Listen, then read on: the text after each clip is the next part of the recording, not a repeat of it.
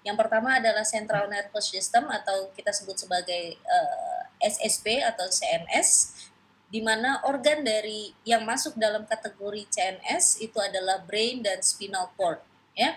Jadi ini adalah otak dan otak spinal. Apa fungsi dari sistem syaraf pusat? Yaitu pusat integratif dan kontrol center. Tidak ada pergerakan apapun di dalam sel tanpa sepengetahuan atau tanpa dikoordinasi oleh sistem syaraf pusat. Sebentar, apa? Hari Rabu itu apa? Sekarang apa? Selasa merah putih, nak. Maaf ya, ada intermezzo. Nah, kemudian untuk meneruskan gitu ya, meneruskan kontrol yang dari pusat, maka diperlukan sistem syaraf tepi. Jadi dia tidak bisa bekerja sendiri walaupun ada beberapa kegiatan, ada beberapa aktivitas yang langsung diperintahkan dari sistem syaraf pusat kepada sel-sel, tetapi sebagian besar itu membutuhkan sistem syaraf tepi. Sistem syaraf tepi ini merupakan cabang, ya, cabang dari syaraf kranial. Kranial itu apa? Kranium? Ingat SPH? Tulang tengkorak ya.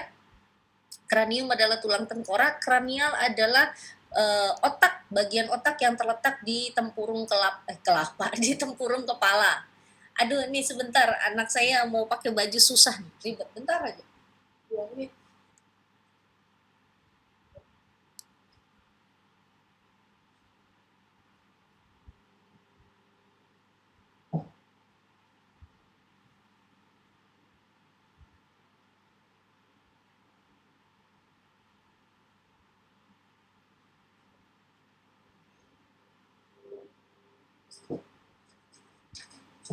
Oke, kita lanjutkan.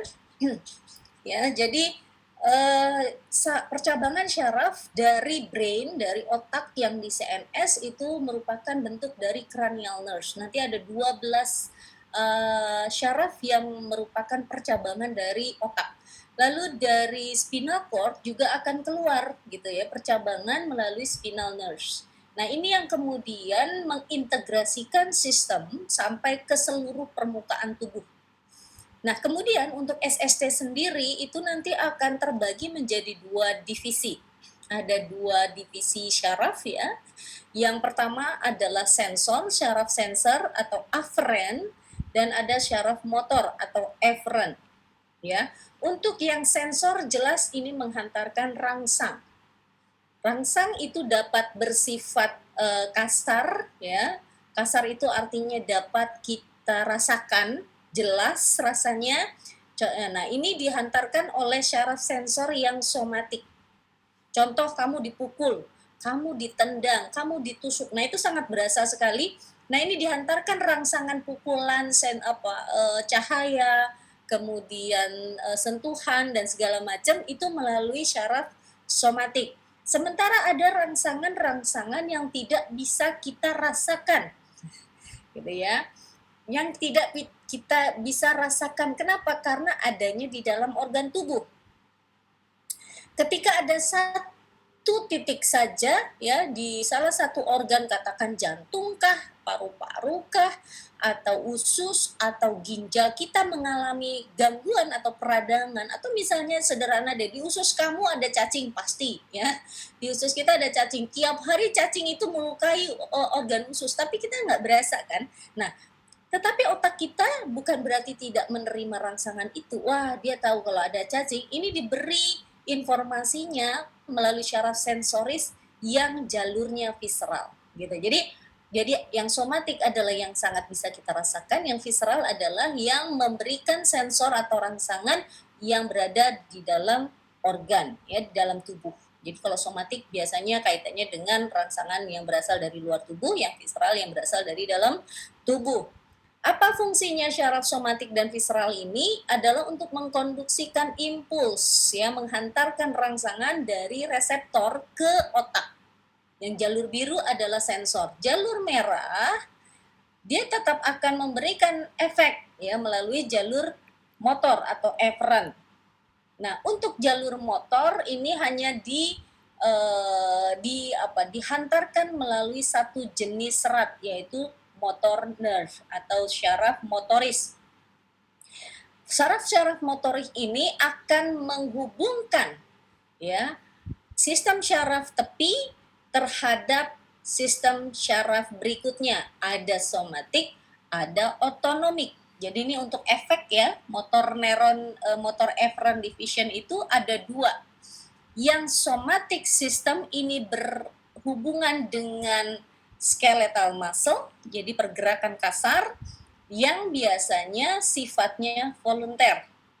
Jadi Anda ketika ditonjok, dipukul, ditendang, dikasih rangsangan panas, dikasih rangsangan dingin dan segala macam, itu akan direspon oleh syaraf somatik motor.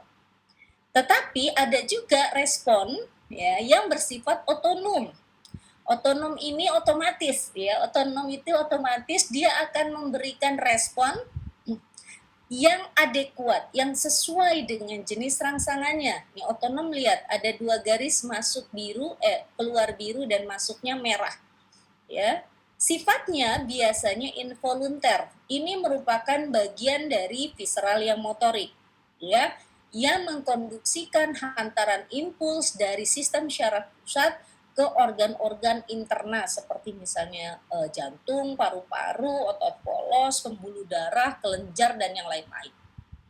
Nah, kalau kita bicara sistem syaraf otonom, ternyata cara kerjanya dibagi menjadi ada dua. Ada yang bekerja simpatis dan ada yang bekerja secara parasimpatis. Simpatis itu apa sih?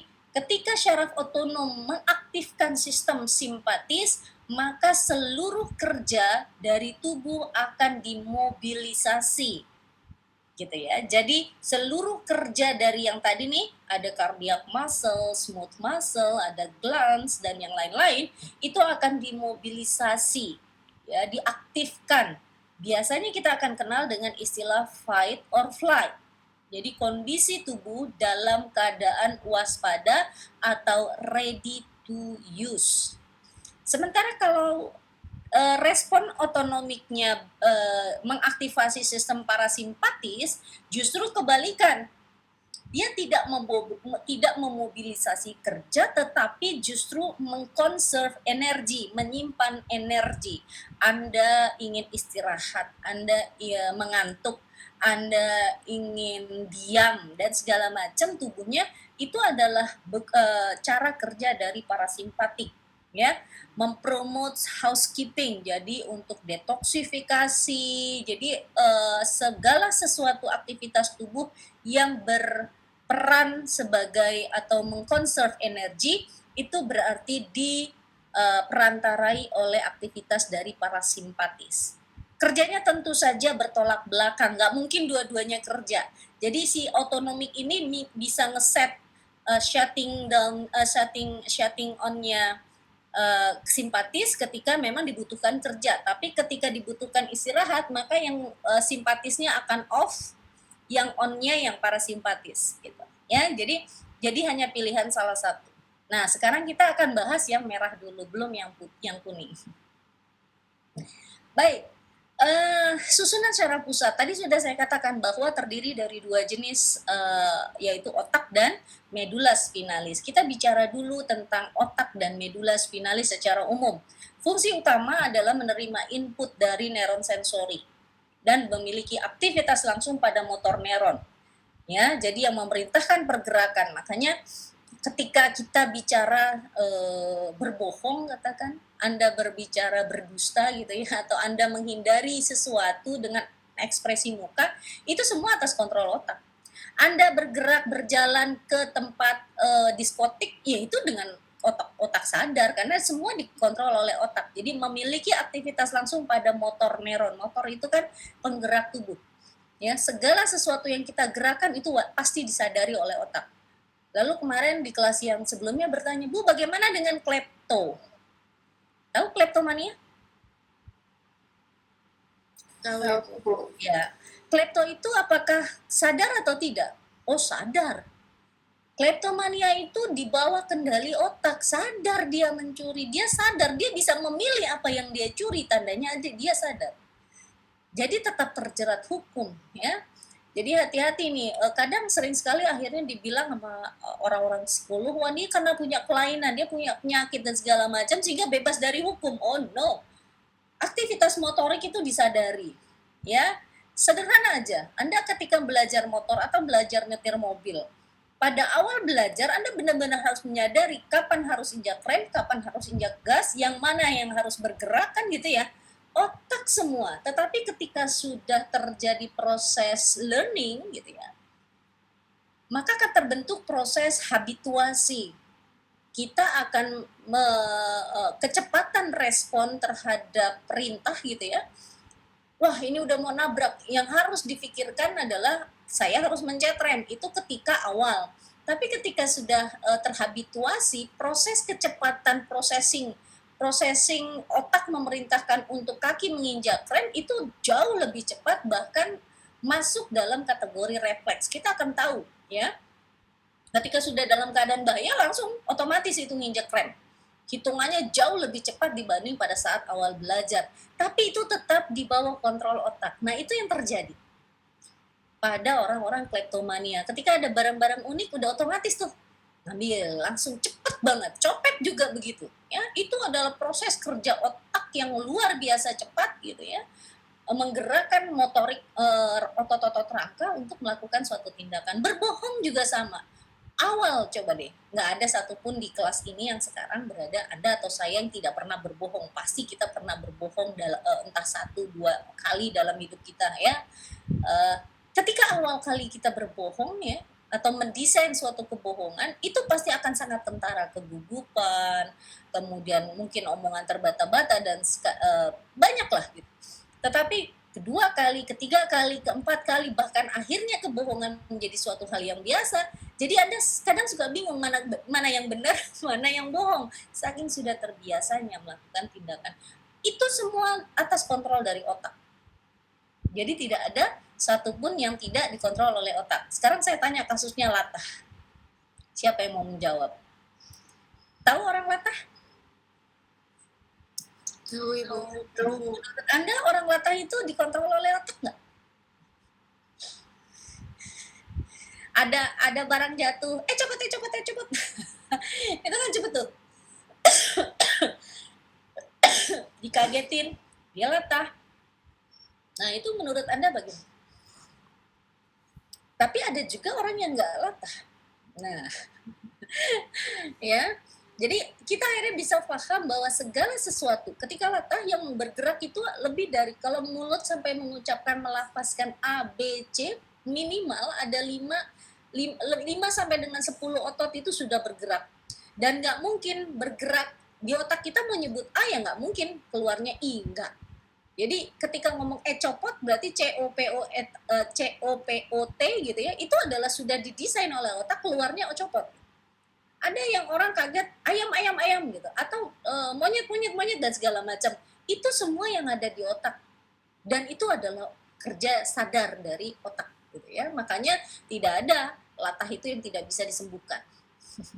Tidak ada kebohongan itu atau pembohong itu nggak bisa disembuhkan. Tidak ada kleptomania yang tidak bisa disembuhkan. Tidak mau sembuh, iya. Ya. Neuron asosiasi. Nah, kemudian di otak-otak ini untuk mempercepat kerja tadi ya, karena dia kompleks banget, bahkan dalam 1 detik yang sama. Nih buatin ya.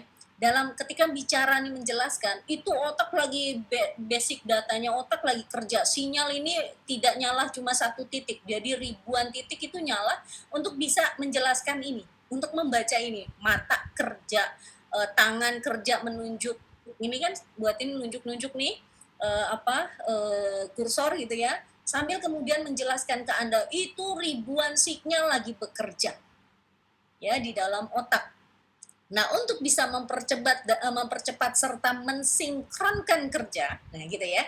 Jadi yang buatin lihat adalah neuron asosiasi. Nah, gimana caranya mulut mengeluarkan kalimat neuron asosiasi, bagaimana tangan kemudian menunjuk bagian gambar, itu membutuhkan sel-sel tambahan. Nah, inilah fungsi dari neuron asosiasi. Jadi, turut bertanggung jawab di dalam mempertahankan homeostatis.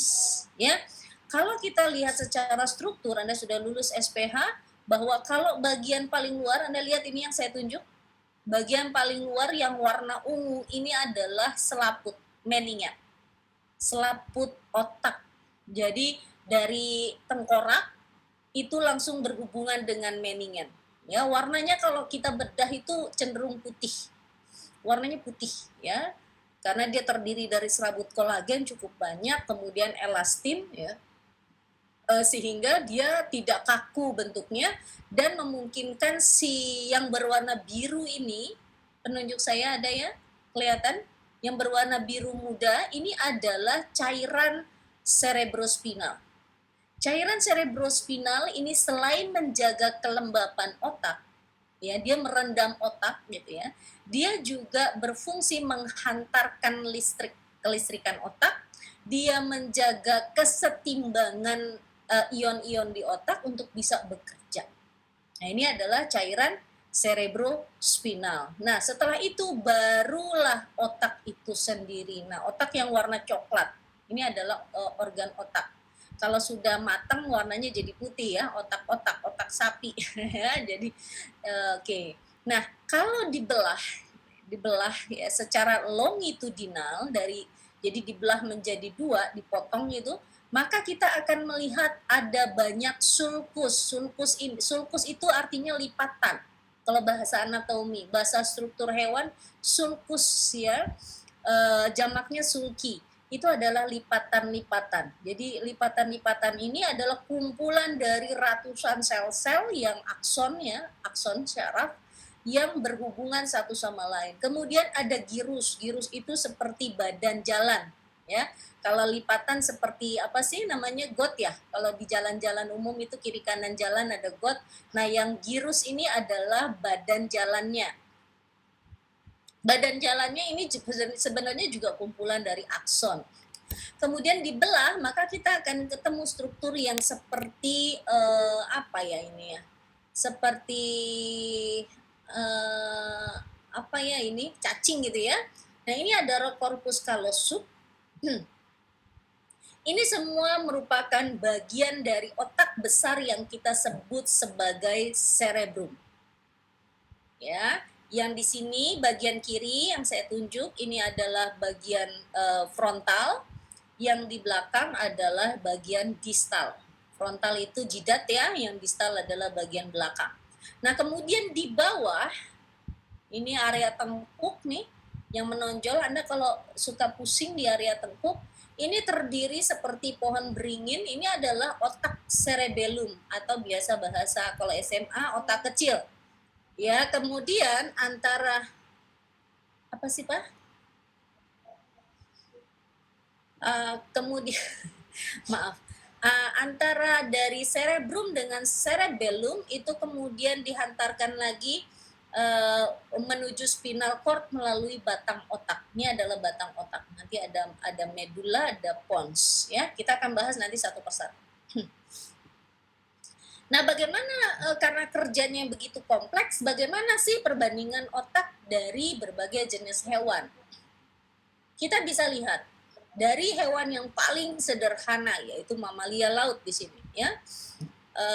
Ini adalah otak dari ikan, ini otak dari amfibi, ini otak dari bangsa reptil, ini otak dari bangsa aves dan otak dari bangsa mamal.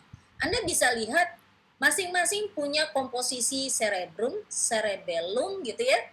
Ada apalagi cerebrum, cerebellum, kemudian ada spinal cord, ada medulla oblongata. Ya, mana medulla oblongata itu warna kuning. Nih, medulla oblongata warna kuning.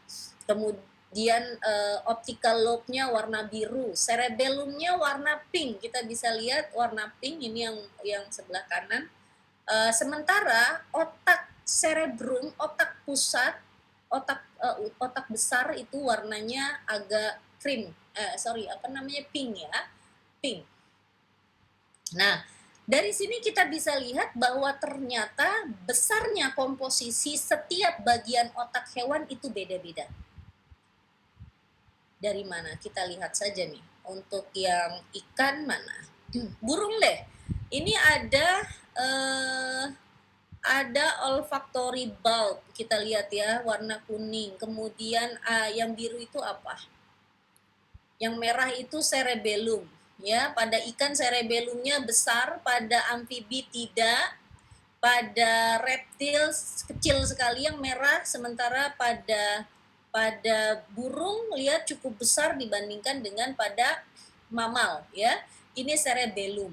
Apa fungsi cerebellum? Cerebellum adalah salah satu otak kecil yang mengatur posisi keseimbangan. Ya, pada mamal kalau dibandingkan dengan otak pusatnya cerebellum yang burung ini yang paling besar ya.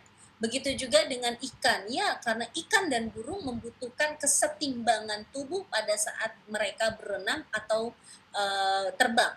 Berbeda dengan amfibi, reptil ataupun mamalia ya. Oke, sehingga memang porsi dari cerebellumnya lebih besar. Tetapi beda dengan otak besar di sini yang warna biru. Pada mamalia, pada burung jauh lebih besar proporsinya dibandingkan reptil, amfibi dan ikan. Hal ini kenapa? Ini adalah pusat otak persepsi, pusat otak belajar. Oleh karena itu, pada hewan ikan, amfibi, dan reptil, daya belajarnya tingkat rendah ya dibandingkan dengan bangsa burung ataupun bangsa mamalia. Jadi kita bisa lihat dari jumlah proporsi berapa persen cerebrum, berapa persen cerebellum, berapa persen spinal, medula oblongata dan yang lain-lain, kita bisa tahu oh hewan ini dominansinya dia butuh otak yang mengatur apa. Gitu ya. Oke. Semakin kompleks hewan, maka akan semakin besar otaknya dan komposisi dari cerebrumnya akan semakin besar karena fungsi cerebrum adalah mengkoordinasikan berbagai respon terhadap lingkungan yang lebih kompleks. Oke, tadi di awal saya citir tentang cairan cerebrospinal. Anda pernah tahu bayi hidrocephalus? Apa ya itu? Pernah dengar? Pernah Ibu, yang kepalanya ada cairannya kalau nggak salah. Kepala ada cairan, kita juga ada. Ya ini cairan cerebrospinal. Tapi apa yang dimaksud dengan bayi hidrocephalus? Capek kalau ngomong cuma apa? Nggak ngeliat muka tuh nggak enak. Ayo, siapa yang tahu tentang bayi hidrocephalus? Kepala ada cairannya, semua Anda dan saya sekarang di sini ada cairannya. Dia cairannya tuh kayak mengumpul gitu nggak sih Bu di otak? Cairannya mengumpul. Iya, kita ngumpul semua. Otak kita tuh terendam sama air, namanya cerebrospinal. Cerebrospinal fluid, ya, CSF. Itu sekitar 1 liter. Nggak tahu ya, dung dung dung dung ya. Kalau kita pukul tuh dung dung dung terendam otak kita. Ya kalau otak wajib direndam sama cairan cerebrospinal. Kemarin waktu praktikum mempreparasi nervus sciatic itu syaraf yang menginervasi syaraf utama yang mengatur pergerakan kaki itu ditetesi. Saya bilang jangan sampai syarafnya kering, jangan sampai syarafnya dipegang. Ya Bu, ditetesin terus syaraf memang harus basah supaya dia sebagai konduktor bisa menghantarkan rangsangan. Sama di otak kita nggak boleh kering. Ya, jadi Anda kalau kekurangan cairan itu sudah pertanda otak Anda udah kekurangan. Tubuh boleh mengering, otak nggak boleh kering. Ya, jadi cairan bayi hidrocephalus itu ketika terjadi overproduksi dari cairan cerebrospinal yang seharusnya diproduksi 300 cc sampai dengan 500 cc per hari gitu ya, ini bisa 2 sampai 3 kali lipat. Sehingga apa dampaknya? Pada kepala bayi, tengkoraknya kan masih belum memiliki tulang sejati 100%. Ya, 50-60 itu masih berupa tulang rawan, kondrosit ya sel-selnya, sehingga daya elastisitas tulang rawan itu komposisinya berapa persen sih? Kalau serabut elastinnya SPH dipelajari nggak? Kenapa kalau tulang rawan tuh kalau dimakan tuh masih enak, krau gitu ya. kolagen dan serabut elastinnya masih tinggi, lebih dari 70%. Memungkinkan dia memiliki bentuk yang bisa direfraktor, diperbesar, ditekan. Nah, pada saat masa janin ya di bawah usia 5 bulan, itu tulang rawannya masih dominan. Nah, pada saat terjadi rangsangan atau gangguan kontrol produksi cerebrospinal tadi, maka tubuh bayi, otak bayi, nanti ada bagian otak yang memproduksi cairan tersebut, dia terus menerus memproduksi tanpa membuang. Jadi sistemnya kayak urin. Kita minum tapi terus dibuang. Nah, sama cairan cerebrospinal itu diproduksi tapi dia akan diganti sehari 3 kali. Jadi dibuang sisa-sisa itu, sisa-sisa metabolisme aktivitas sel saraf kita itu dibuang. Nah, dia tidak dibuang, hanya diproduksi. Lama-lama cairannya banyak dan menekan kondrosit, menekan tulang rawan si janin, si bayi tadi yang masih sangat lunak, sehingga mengakibatkan penonjolan. Penonjolan yang paling mungkin adalah di area frontal. Jadi nonjolnya itu ke area benjolnya ke atas gitu, karena memang area frontal lah yang masih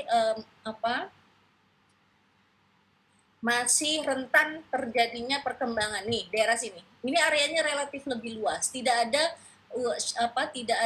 kalau di sini dia tertekan oleh ini otak tulang nih ya, yang ini adalah tulang yang memungkinkan dia untuk sulit untuk bersirkulasi. Jadi dia akan ke depan atau ke atas. Jadi makanya orang-orang bayi yang hidrosepalus itu besarnya ke depan atau ke atas gitu ya. Itu karena overproduksi dari cerebrospinal. Ini merupakan cairan ekstraseluler. Disekresikannya oleh sel-sel ependin di choroid plexus yang ada di tengah dari otak kita ya. Lalu nanti tadi seperti yang saya sampaikan, fungsi pertama bantalan otak, kedua dia mengandung nutrisi, dia mengandung ion untuk menjaga si cairan otak, si otak ini berada pada lingkungan yang homeostatis dalam kondisi fisiologis. Sehingga memungkinkan nanti ketika terjadi komunikasi, itu kan listrik semua ya, kemarin udah belajar biolistrik toh. Na ekstrasel, Na intrasel. Nah, ekstraselnya di sini Na-nya disediakan oleh cairan cerebrospinal. Ketika komposisi cairan cerebrospinal ini berubah, misalnya oleh karena bakteri masuk nih ke sana, maka bisa jadi ini akan mengental, mengeras bahkan ya, kalau terlalu banyak protein lolos dari pembuluh darah, dan akhirnya justru akan mengganggu fungsi kerja dari otak. Makanya orang yang punya gangguan infeksi otak, pernah dengar ya Olga, siapa lagi sih? Jupe, itu kan meningitis ya awalnya, jadi peradangan pada selaput lendir otak.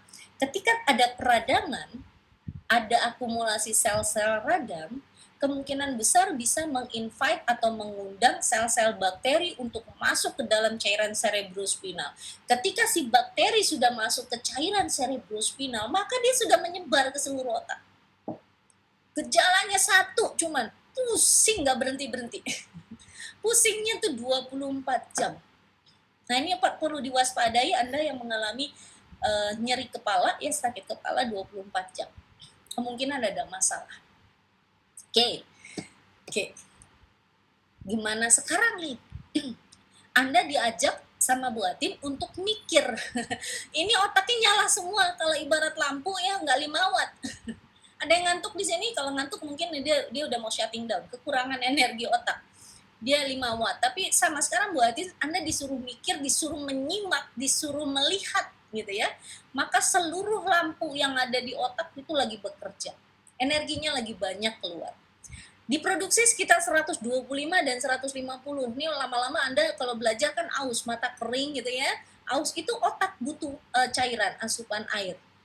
Dia memproduksi 125 sampai dengan 150 per produksi, per sekali dia sekret keluar. Jadi total yang ada beredar ini sekitar 125 atau 150. Ini berarti 1 gelas aqua ya. Ya kan? 1 gelas aqua itu membasahi otak kita sampai ke tulang belakang, ke bawah. Nah, per hari dia bisa menghasilkan 400 sampai 500 cc per hari. Artinya terjadi proses daur ulang. Yang lagi bersirkulasi di sini muter itu dia menghantarkan ion ke seluruh sel-sel syaraf yang menyusun otak, kemudian hasil metabolisme buat dengan nyuruh kamu mikir nih. Berarti otak sel-sel syaraf yang ada di otak lagi kerja. Nah, ketika hasil dari kerja sel otak itu menghasilkan metabolit kan, Anda berpikirnya itu adalah sel. Syaraf adalah sel. Maka dia akan mensekresikan metabolit sel. Sisa-sisa hasil metabolit itu akan masuk lagi ke cairan cerebrospinal. Makanya cairan cerebrospinalnya nanti kotor nih. Maka dia harus direabsorpsi, dicuci atau didaur ulang bahasanya dan digantikan lagi dengan yang baru. Gitu. Kalau di darah Anda kenal darah bersih, darah kotor. Tapi darah bersih, darah kotor ini berada pada pembuluh darah yang berbeda.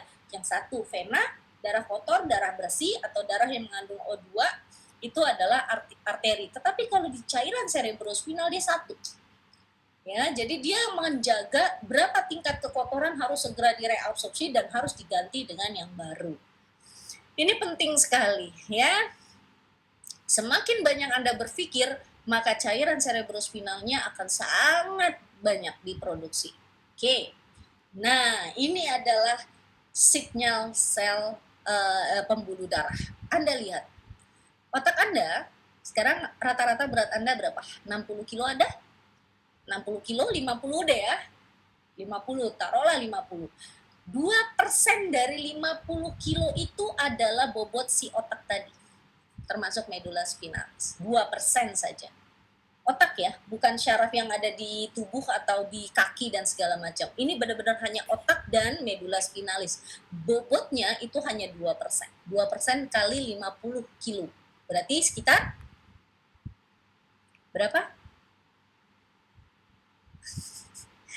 Berapa? 2% dari 50 kilo? 1. Iya. Otak kita cuma 1 kilo.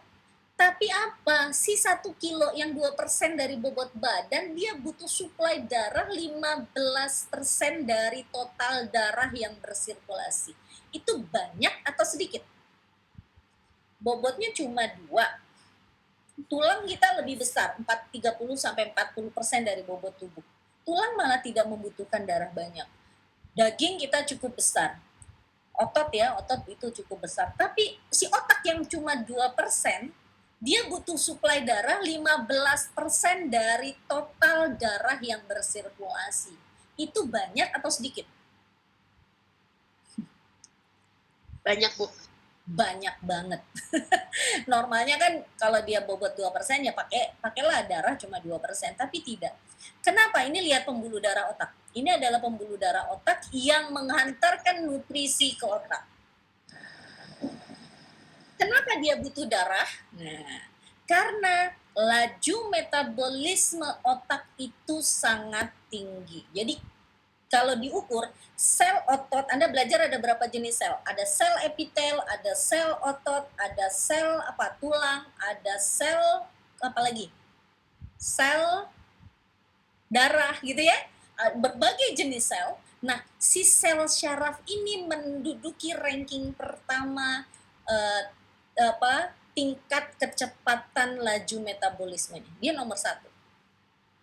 Iyalah kebayang kalau misalnya Anda nggak tinggi laju metabolismenya, lolak bengong ya, anak-anak keterbelakangan mental tuh di situ kan, apa laju metabolisme di otaknya rendah ya, makanya slow respon. Karena laju metabolismenya yang sangat tinggi, pada saat istirahat saja, istirahat itu artinya apa ya, bukannya duduk nih, Anda lagi dengerin saya, bukan istirahat. Istirahat itu Anda tidak pegang handphone, Anda tidak berpikir, gitu ya. Anda benar-benar tiduran saja atau mungkin tidur, saya katakan tidur saja ya. Otak mengkonsumsi 20% total dari oksigen yang masuk, yang dihasilkan atau yang masuk ke dalam tubuh. Nanti ada oksigen kita 5 liter per hari. Berat badan 50 kilo itu kita mengkonsumsi oksigen 5 liter per hari. Berarti 20%-nya langsung dibawa ke otak. Jadi gitu, jumlah darah kamu berapa? Ada 10 liter, 17 liter, maka 15%-nya langsung di-blocking untuk otak dulu. Nggak boleh untuk jantung dulu, nggak boleh untuk paru-paru dulu, nggak boleh untuk lari dulu, nggak boleh. Hanya otak dulu. Kenapa? Karena otak nanti yang nyuruh semua itu beraktivitas. Jadi otak diambil dulu ke otak, diselamatkan dulu otak. Gitu ya. Dia mengkonsumsi 20%. Itu lagi istirahat. Berarti kalau sekarang yang Anda lagi posisi duduk ngelihat laptop, nyimak omongan saya, mencerna penjelasan saya, maka konsumsi oksigennya lebih tinggi. Makanya nanti kalau buatin udah 1 jam, 2 jam ngomong, pusing kan? Pusing nggak? Jujur, pusing nggak? Ya, Pusing, Bu. iya, pusing. Mencernanya udah 5 menit masih oh iya ngangguk masih ngerti. 10 menit 1 jam udah mulai aduh buatin ngomong apa sih udah nggak ngerti. Itu pertanda bahwa otak sudah kekurangan oksigen, sudah sinyalnya udah kok nggak bisa lagi untuk menyimpan informasi. Kemudian saat istirahat otak menggunakan 50% total konsumsi glukosa. Tadi pagi makan apa? Buatin tadi pagi makan lontong sayur, lagi pengen makan lontong sayur, beli deh gitu ya, nggak mau makan masakan sendiri, lagi bosen. Lontong sayur itu energinya dia cuma menyediakan 500, di bawah 500 kalori. Nah, 50% gula yang berasal dari si 500 kalori itu langsung dikonsumsi oleh otak kalau lagi istirahat. Gimana kalau lagi kerja? Gini jelasin mahasiswa ya udah lapar lagi gitu ya, belum ada 10 menit udah kruk ya kekurangan glukosa. Ini kalau dites sekarang mungkin kadar gula darah buatin udah di bawah 100 gitu. Karena apa? Aktivitas otak yang sangat tinggi. Jadi jumlah energi otak itu sangat tergantung pada aliran darah. Makanya kenapa orang diabetes tahu? Orang diabetes paham? Orang diabetes apa sih cirinya? Kenapa orang disebut orang diabetes? Halo? Karena kelebihan kadar gula ya, Bu? Kelebihan kadar gula. Oke, sekarang kamu bayangkan kalau kamu bikin teh manis, kadar gulanya, teh manisnya 1 gelas, gulanya 3 sendok atau 10 sendok. Larutannya sifatnya encer atau kental? Kental, Ibu. Kental. Kalau kental aliran darahnya bagaimana? Lambat, Ibu. Kalau aliran darah lambat ke otak maka gulanya gimana? Ketercukupan glukosa di dalam otak itu gimana? Sedikit, Ibu. Sedikit. Kalau lambat kamu nyuruh aja, Bang antar, beda ya Gojek Someday sama Gojek yang instan. Kalau Gojek instan kita pesan dia bawaannya barang kita, gitu kan? Dengan waktu estimasi. Tapi kalau Gojek Someday dia bawa 10 barang, jadi jemput ke 10 tempat dulu, lalu dia akan menghantarkan ke 10 tempat, otomatis someday. Yang penting pada hari yang sama. Tapi kalau instan 2 jam, 3 jam, karena tinggal cuma bawa barang kita. Itu bedanya antara darah yang diabetes dengan darah yang nggak diabetes. Itu. Jadi karena dia lambat nyampenya, nganterin gulanya, makanya orang diabetes gejala pertamanya apa? Pusing. Gampang banget pusing, kunang-kunang gitu kan. Lelah, dia nggak bisa karena otaknya kurang energi. Sekarang satu kasus lagi, kalau orang hipertensi, tensinya, tekanan jantungnya itu tinggi. Kalau tekanan jantung tinggi, aliran darah lebih cepat atau lebih lambat? Lebih cepat. Lebih cepat. Oke, sekarang kalau dia harus menghantarkan ke banyak titik, tapi dengan cara cepat, kira-kira kebagian waktunya berapa lama dia di satu tempat? Lebih cepat atau lebih lambat? Lebih cepat, Ibu. Singkat. Lebih singkat. Jadi tekanan darah tinggi itu ketika dia melewati sirkulasi darah otak, dia waktunya sangat singkat sekali. Intake sel darah di sel syaraf itu sangat cepat. Ketika waktu cepat, maka transportasi glukosa, transportasi oksigen dari sel darah merah ke sel syaraf itu otomatis tidak berjalan dengan baik, ya kan? kan oksigen dibawanya 4 dari satu sel darah. Karena wajib dia cepat, karena tekanannya sangat tinggi, baru diturunin 1, 3-nya ke bawah lagi, beredar lagi. Maka jumlah oksigen yang nyampe di sel otak juga sedikit kan. Nah, itu yang terjadi kenapa orang tekanan darah tinggi, gejalanya sakit kepala. Gitu, karena dia kekurangan. Anda paham jadi ya? Anda paham kenapa otak akan merespon semua jenis penyakit dengan gejala sakit kepala. Kita bisa menjelaskan tuh dari sistem itu. Ilmu fisiologi itu begitu. Ya, buatin baru berapa slide ini jelasnya. Tapi biar Anda paham ya, bagaimana luar biasanya kerja otak kita. Dalam keadaan istirahat saja dia butuh glukosa 50%. Apalagi sekarang buatin ajak mikir. Makanya kalau di kelas, nanti kalian kebagian ya 2 jam sama buatin ya di BA. Bu Elsa mungkin sudah saya sampaikan ya. Sudah belum? Sudah, Ibu. Jadi nanti kita tunggu. Kenapa? Kenapa? Halo, kenapa tadi? Iya, Bu Elsa sudah menyampaikan, Ibu, terkait pertukaran dosen setelah UTS. Yes, oke. Jadi adil ya, Anda tetap dapat saya di porsi 2 jam. Baik, permintaan yang tinggi untuk darah. Kenapa?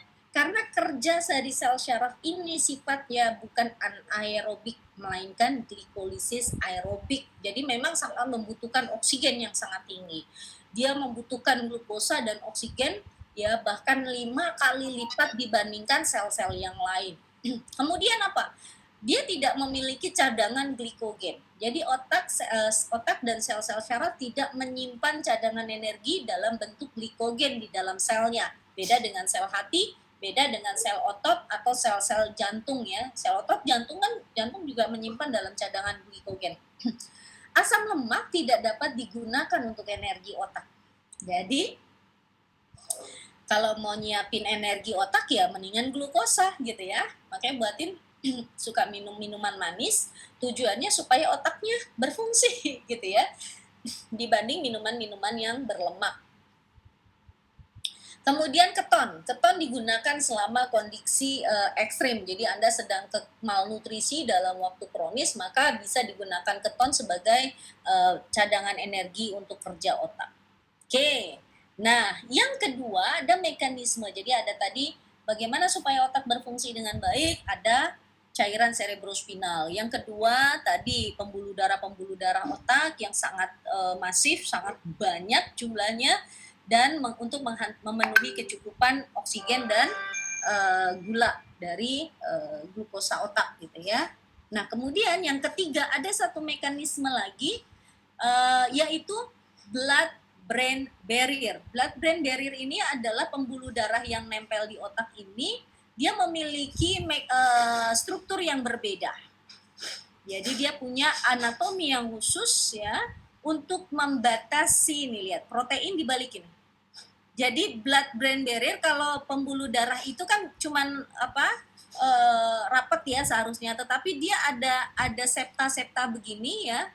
Namanya kita sebut sebagai tight junction yang memungkinkan memblokir berbagai protein, berbagai zat yang tidak dibutuhkan oleh otak atau yang bisa mengganggu kesetimbangan otak. Ini sangat luar biasa. Ini sel-sel syaraf dia akan mengambil O2, dia akan mengambil glukosa, tapi dia tidak akan mengambil protein dan yang lain yang molekulnya sangat berat ya. Antigen juga di sini tidak bisa lolos. Kecuali yang solution yang bersifat hidrofobik. Oke, ini adalah struktur dari blood-brain barrier. Bagaimana mekanismenya masih sama dengan apa yang Bu Elsa sampaikan. Ada difusi, transport aktif, endositosis, dan eksositosis. Tapi relatif lebih selektif lagi. Kalau Anda tahu bahwa sistem membran sel itu adalah membran semi permeable, ini lebih double ya kekuatannya untuk membarir supaya tidak masuk ke dalam otak. Oke, kita nonton video. Silakan Anda simak. The blood-brain barrier refers to the highly selective permeability of blood vessels within the central nervous system. The barrier controls, in a precise manner, substances that can enter or leave the nervous tissue. It helps maintain the stable state, or homeostasis, of brain tissue amid the fluctuations of circulating substances in the blood, many of which can act as neurotransmitters and could create chaos in neuronal activities if allowed to diffuse freely into the brain. The barrier also protects the brain from blood-borne pathogens and toxins. The blood-brain barrier is composed of several cell types, including endothelial cells that form the wall of blood vessels, neural cells, namely pericytes, partially covering the outside of endothelial cells, and glial cells, astrocytes, whose extended processes, called end feet, wrap around the vessels. The endothelial cells alone can fulfill the functions of the blood-brain barrier, but their interactions with the adjacent cells seem to be required for its formation, maintenance, and regulation. The brain endothelial cells, unlike their counterparts in other tissues, possess unique properties that allow them to tightly control the passage of substances between the blood and brain. These properties can be classified into physical, transport, and metabolic categories. The brain endothelial cells are held together by tight junctions, which serve as physical barriers, preventing movements of substances through the space between cells. They have very low rates of vesicle-mediated transcellular transport. They control the movement of ions and substances with specific transporters, of which there are two major types: efflux transporters and nutrient transporters. Efflux transporters use cellular energy to move substances against their concentration gradient. These transporters are usually located on the blood side of endothelial cells. They transport lipophilic molecules, which have passively diffused through the cell membrane, back to the blood. Nutrient transporters, on the other hand, facilitate the movement of nutrients, such as glucose and essential amino acids, into the brain, down their concentration gradient. The brain endothelial cells also contain a number of enzymes that metabolize and thus inactivate certain neurotransmitters, drugs, and toxins, preventing them from entering the brain. An intact blood-brain barrier is critical for normal brain functions. Neurological diseases such as encephalitis, multiple sclerosis, brain traumas, Alzheimer's disease, epilepsy, strokes, and tumors can breach the barrier, and this in turn contributes to disease pathology and further progression. To note, however, that not all areas of the brain have the blood-brain barrier. For example, some brain structures are involved in hormonal control and require better access to systemic blood, so they can detect changes in circulating signals and respond accordingly. These non-barrier areas are located around the midline of the ventricular system and are known as circumventricular organs. Some of their bordering regions have a leaky barrier. The blood-brain barrier also has its downside. While it protects the brain from unwanted drugs and toxins, it also prevents therapeutic drugs from entering the central nervous system to treat diseases. Several strategies are developed to overcome this obstacle, including delivering the drug directly into the cerebrospinal fluid, use of vasoactive compounds, designing drugs with higher lipid solubility, hacking the endogenous transport system to carry the drug, and blocking the efflux transporter that pumps the drug back to the bloodstream. Oke, jadi paham ya bahwa sedemikian hingganya otak dilindungi oleh berbagai jenis mekanisme. Ya kan?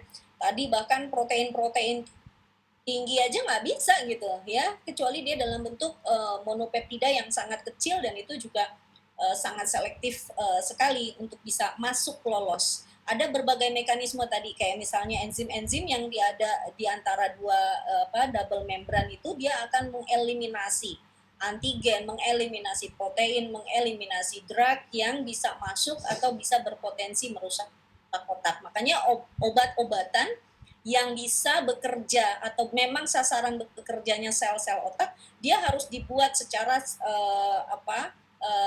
dengan media yang lipid soluble ya. Jadi dia bisa masuk ke dalam membran lipid dan bisa lolos.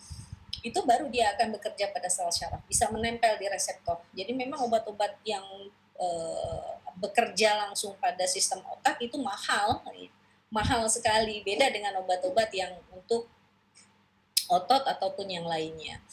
Itu adalah salah satu bentuk mekanisme atau salah satu penjelasan kenapa otak itu diproteksi sedemikian hingga. Ya, kenapa? Karena dari otaklah kita kemudian bisa hidup. Otaklah penentu kita hidup atau mati, ya kan? Anda kalau misalnya seluruh tubuhnya sudah off, shutting down gitu ya, tapi kalau otaknya ternyata masih menunjukkan EEG, adanya sinyal-sinyal kerja, itu masih disebut hidup. Ya. Tapi kalau Anda sudah di EEG-nya sudah tidak ada lagi aktivitas, ya, Anda disebut dengan koma. Tinggal kita lihat kemampuan tubuh berapa lama nih, makanya dengan koma Anda disuplai oksigen karena tidak bisa menghirup oksigen. Anda disuplai nutrisi karena tidak bisa lagi gitu. Ya, Anda memetabolisme sel-sel supaya selnya dipertahankan hidup selama mungkin. Coba kalau dicabut kan infusnya dicabut, oksigennya dicabut, udah sel mati massal.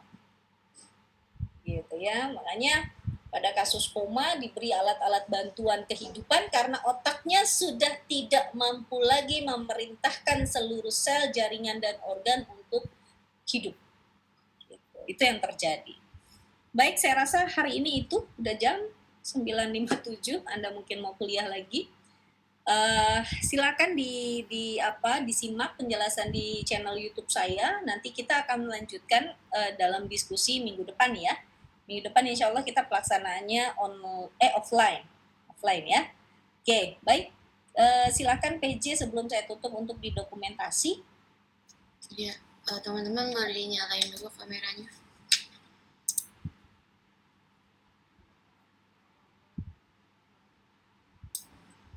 Kayaknya yang belum on cam terkendala jaringan, saya ambil aja ya Bu. Iya, silakan. Enggak.